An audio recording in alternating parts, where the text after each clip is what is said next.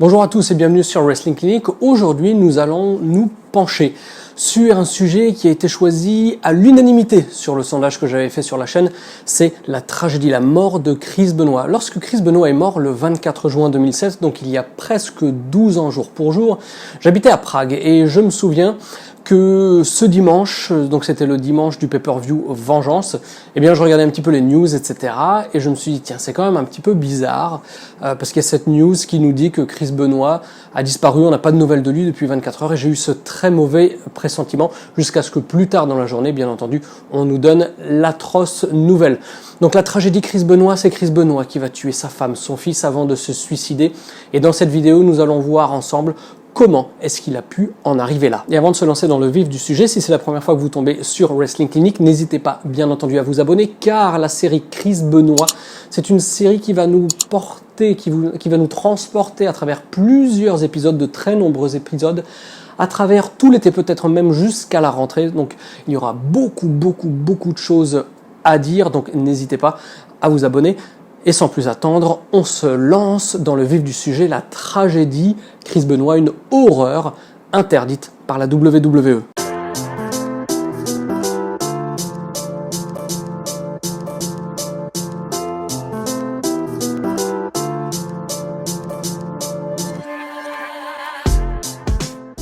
Après 20 ans d'une carrière absolument phénoménale qui avait commencé en 1985, Chris Benoit aujourd'hui est un nom qu'il est interdit de prononcer, en tout cas à la WWE ou sur le network. À cette différence près que les matchs de Benoit sont toujours bien entendu présents sur les différents pay-per-view WCW ou WWF. Mais de manière générale, c'est un sujet qu'on évite à tout prix d'éviter, et on va voir aussi dans cette vidéo pourquoi. Alors, il faut savoir que le monde du catch avait été vraiment terni en l'espace de 18 mois seulement, en novembre 2005 jusqu'en juin 2007, par deux grandes disparitions, car effectivement, le 13 novembre 2005, eh bien, c'est le meilleur ami de Chris Benoit, Eddie Guerrero, qui s'en allait, victime d'une crise cardiaque. Et on se souviendra tous des larmes inconsolables de Chris Benoit, du pauvre Chris Benoit qui avait perdu son meilleur ami quelques jours auparavant lors du Raw en hommage à Eddie Guerrero. Et c'est vrai que dans l'entourage de Chris Benoit, c'est ce jour-là qu'on a pu dénoter les premiers changements de comportement. Changements de comportement à tel point que après enquête, on a retrouvé dans le coffre-fort de la banque de Nancy Benoit, donc sa femme, une note manuscrite qui disait « S'il m'arrive quoi que ce soit, allez voir Chris car il est probablement l'auteur de ceci ». C'est vrai que dans le couple Benoit, il y avait de l'eau dans le gaz depuis assez longtemps, et Nancy même projetait de quitter le foyer conjugal avec leur enfant Daniel. Et concernant le contenu de cette note retrouvée dans son coffre-fort, il y a une de ses amies proches qui va même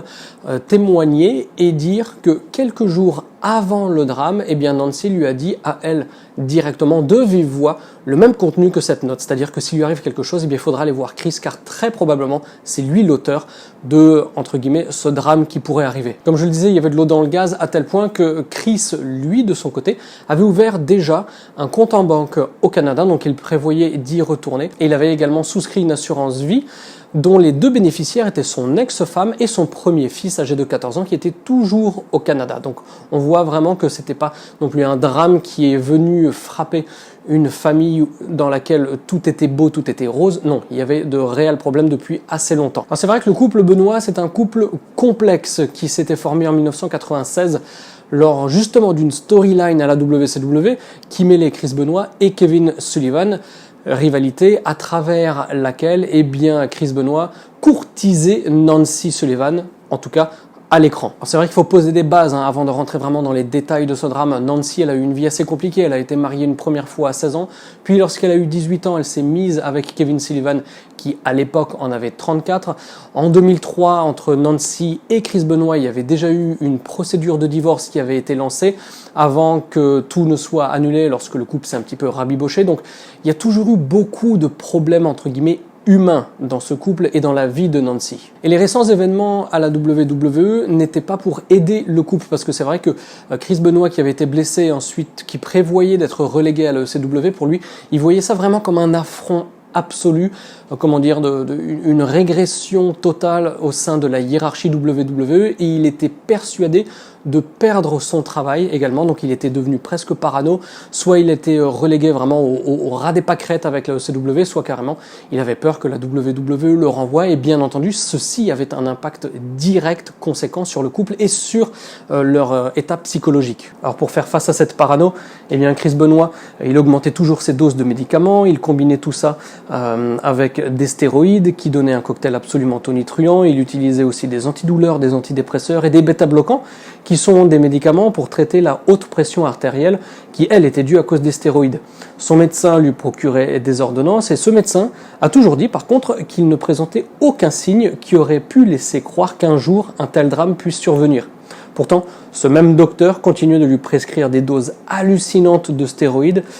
même jusqu'en 2002, suite à son opération au cou, alors qu'il ne catchait même pas. Et que toutes ces doses prescrites étaient tout simplement faites pour, entre guillemets, entretenir la machine. Et c'est vrai que dans cette période d'inactivité, les doses prises par Chris Benoit de tous ces produits étaient vraiment exagérées à tel point que dès l'époque 2002-2003, Nancy, sa femme, commençait à parler dans son entourage de premières inquiétudes qui survenaient de son côté par rapport à cette addiction qu'avait Chris Benoit à son apparence physique qui pour lui était l'élément numéro 1 qui pouvait lui permettre d'aspirer à un haut niveau en catch. Parce que c'est vrai que Chris Benoit était plutôt petit pour l'ancienne génération, aujourd'hui ce serait évidemment un monstre, mais il avait vraiment cette addiction parce qu'il avait peur de perdre ce pouvoir physique. Et ça, tout l'entourage vraiment était capable de voir cette addiction depuis les premiers moments. Alors aujourd'hui, tout est très clean à la WWE, depuis d'ailleurs la mort de Chris Benoit, même s'il y a des éléments qui viennent un petit peu nuancer tout ça. Aujourd'hui, c'est très clean la WWE. Mais à l'époque, même Debra, donc l'ancienne femme de Steve Austin, qui, une fois après avoir été violentée par Steve Austin chez elle, au domicile conjugal, avait effectivement confirmé que l'utilisation des stéroïdes à cette époque à la WWE était complètement folle et totalement incontrôlée. Après évidemment, il ne faut pas s'étonner, il suffit de voir un petit peu les normes physiques des années 80, 90, même au début des années 2000, les mecs c'était tous des monstres. C'est vrai que Chris Benoit, même si Nancy en avait peur, pour tout son entourage et les autres catcheurs, ça n'était pas une personne dure ou violente dans la vie, c'était simplement un catcheur qui avait vraiment, comment dirais-je, envie d'honorer une tradition très dure, car il a aussi appris au Japon, et pour lui le Japon et la manière dont on se comporte au niveau catch au Japon est une des bases de comportement, de son comportement à lui, ce qui contraste évidemment avec les conclusions faites sur la scène du crime, où les policiers ont conclu à une dispute, une engueulade qui a mal tourné. Et elle a tellement mal tourné que le scénario que les enquêteurs ont imaginé, c'est que Chris Benoit pousse Nancy au sol, qu'il l'attache, qu'il lui met le genou dans le dos avant de l'étrangler avec un câble télé, et c'est ensuite le lendemain qu'il étranglera aussi son fils. Donc un crime vraiment de la part des enquêteurs, un scénario absolument horrible qui contraste effectivement avec la perception qu'avait son entourage. Alors c'est vrai que si on attribue ça aux stéroïdes et qu'on pense à ce qu'on appelle une crise de stéroïdes, une roid rage, eh bien c'est assez étonnant parce que lorsqu'il y a un décalage comme ça, s'il y a une roid rage, eh bien il va tuer sa femme, il va tuer son fils, il va se suicider parce que voilà, c'est le moment de folie, il pète les plombs. Sauf que là, il y a presque 24 heures de décalage entre les deux meurtres, ce qui peut soulever des questions et une analyse autre que une incidence psychologique due à l'utilisation, une surconsommation de stéroïdes. Alors cette explication officielle du meurtre, elle a satisfait beaucoup de monde, mais pas tous. Par exemple, Chris Jericho, lui, il met un petit peu en doute, parce que c'est vrai que si Nancy a été ligotée, eh bien, on a retrouvé lors de l'autopsie aucune trace sur son corps qui laisserait penser qu'elle a tenté de se dégager, ce qui, normalement, est un comportement de survie, un comportement tout à fait normal lorsqu'on est attaqué de la sorte. On pourrait penser qu'elle n'a pas cherché à se dégager car elle était KO ou inconsciente. Sauf que sur son visage ou de manière invisible, il n'y a eu aucun hématome au visage ni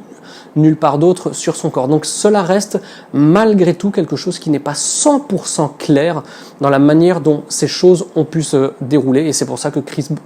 Jericho, depuis toujours, a soulevé comme ça un petit peu des doutes. Et un petit peu à l'image de Faites entrer l'accusé, la conclusion suivante des policiers, qui est à mes yeux, je défends absolument pas, je dis simplement qu'à mes yeux c'est un petit peu illogique, vu qu'ils n'ont trouvé aucune trace sur le corps qui permette de justifier le scénario de l'engueulade et du meurtre, eh bien ils ont dit que tout simplement Chris Benoit a attaché Nancy après l'avoir tuée. C'est assez incohérent et pas très logique, vous voyez ce que je veux dire ? Alors bien entendu, il y a de nombreuses voix qui se sont élevées pour faire un petit peu de sensationnalisme sur internet et pour faire du buzz. Ils ont dit qu'il l'avait tué en faisant un crippler crossface, sauf que là, une fois de plus, bon, au-delà de la connerie de ces suppositions, l'autopsie n'a décelé aucune asphyxie mécanique. L'asphyxie mécanique, c'est donc ce processus physique qui intervient lorsque l'on est étranglé. Donc un élément étrange de plus. Alors le jour du meurtre, qu'est-ce qui s'est passé ? Eh bien, Chris Benoit appelle la WWE pour dire que malheureusement, il ne pourra pas être là au show du samedi, mais qu'il sera bien présent le lendemain, dimanche, pour vengeance. Il va donner comme excuse que lui et sa famille se sentent très mal, qu'ils sont victimes d'une intoxication alimentaire, qu'il y en a qui vomissent du sang. Il va aussi parler à Chavo Guerrero, qui était dans les rangs de la WWE ce jour-là. D'ailleurs, Chavo a dit que c'était très étrange comme conversation, parce qu'il lui a donné un petit peu les mêmes informations, on est malade, intoxication, etc., et qu'un petit peu de nulle part, voilà, sans raison apparente, il lui dit, blablabla, à bientôt, je t'aime.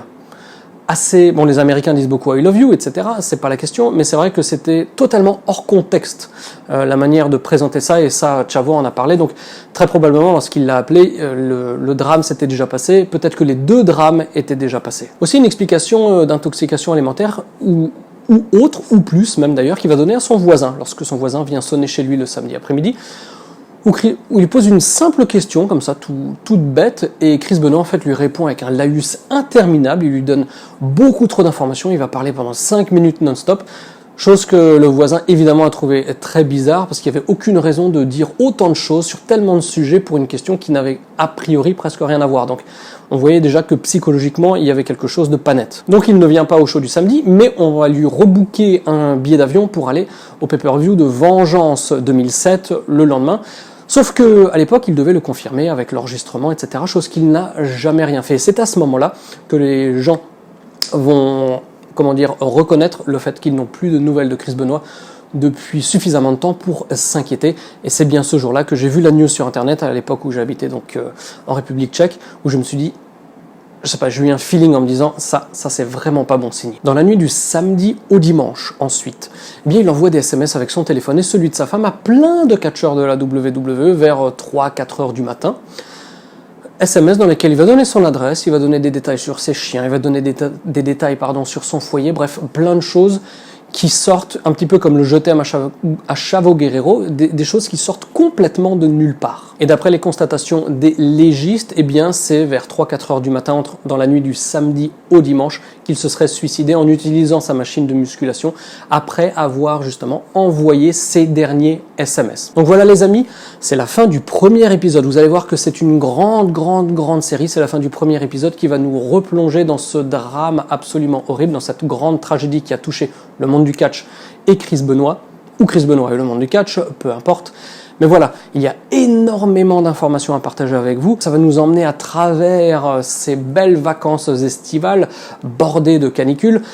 à travers malgré tout un sujet qui reste dramatique. Et dans la suite des épisodes, eh bien, on va voir comment la WWE a géré ça dans l'immédiateté, puis avec le recul des découvertes qui seront faites au foyer, les découvertes faites par les légistes, les constatations des enquêteurs, et voir aussi quelles sont, ça c'est pour les épisodes suivants, à partir du 3 peut-être, quels sont les comportements, quels sont tous les traits de vie, tout ce qui s'est passé dans la vie de Chris Benoit qui a mené à ce drame, et comment est-ce que peut-être on aurait pu l'éviter. Donc voilà, si vous entendez cette phrase, c'est que vous avez regardé la vidéo jusqu'au bout, donc merci beaucoup pour votre fidélité. Moi je vous donne rendez-vous très bientôt pour de nouvelles vidéos. Je continue à bosser sur le cas Chris Benoit, je posterai les vidéos très bientôt sur la chaîne, un petit peu de patience, et d'ici là, comme d'habitude, vous savez ce qu'il vous reste à faire, c'est-à-dire pas grand-chose, si ce n'est regarder du catch 24 heures sur 24, et avant tout, garder la passion. Allez, bye bye.